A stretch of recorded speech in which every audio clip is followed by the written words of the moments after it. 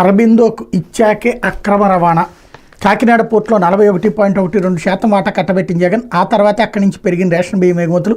గత 3 ఏళ్లలో 48,000 కోట్ల విలువైన బియ్యం తరలించారు. దేశ భద్రతను పణంగా పెట్టి స్మగ్లింగ్కి ద్వారాలు తెరిచారు. జీఎంఆర్ నుంచి సెజ్జిని లాగేసుకున్నారు. అరబిందోకు అసలైన బాస్ ఎవరో చెప్పాలి, పౌర సరఫరాల శాఖ మంత్రి నాదెళ్ల మనోహర్ డిమాండ్. ఓవరాల్గా వ్యాపారస్తుల మధ్య పోరాటంలోకి రాజకీయ నాయకులు ప్రవేశించినట్టు కనబడుతోంది.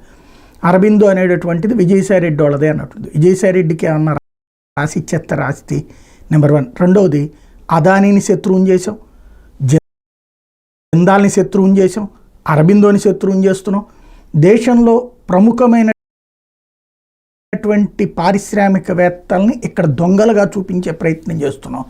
ఇదే పారిశ్రామికవేత్తల కోసం వివిధ రాష్ట్రాలు ఎగబడుతూ ఉంటే వాళ్ళని ఈ రాష్ట్రంలో దొంగలుగా చూపించేటటువంటి ప్రయత్నం చేస్తున్నాం. అదే సందర్భంలో జిఎంఆర్కి సంబంధించినటువంటి దాంట్లో కోసం అని చెప్పేసి లాక్కున్నారు. ఇంతకుముందు జిఎంఆర్ ఎవరి దగ్గర లాక్కుంది? ఇక్కడ అసలు ఆ పోర్ట్ ఎక్కడిది? కాకినాడ పోర్ట్ అన్నటువంటిది.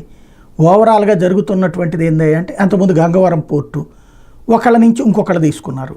ఇది వాళ్ళు వ్యాపారాలు చేసుకుంటారు. మధ్యలో రాజకీయ నాయకులు ఎందుకు జోక్యం చేసుకున్నారు తెలియదు. రెండవది, అరబిందోకి ఇచ్చాక అక్రమ రవాణా. ఇంకో పక్కనేమో మరోవైపున కాకినాడ పోర్ట్ నుండినే కాకుండా కృష్ణపట్నం నుంచి 23.51 లక్షలు, విశాఖపట్నం నుంచి 38 లక్షల టన్నుల బియ్యం ఎగుమతులు జరిగితే కాకినాడ పోర్ట్ నుంచి 1.31 కోట్లు. అంటే అన్ని పోర్టుల నుంచి నడుస్తున్నాయి కదా. కాకినాడ పోర్ట్ ఇక్కడ ఈ కోస్తా జిల్లాలో ఎక్కువ మంది తినరు బియ్యం. మెయిన్ పాయింట్ అది.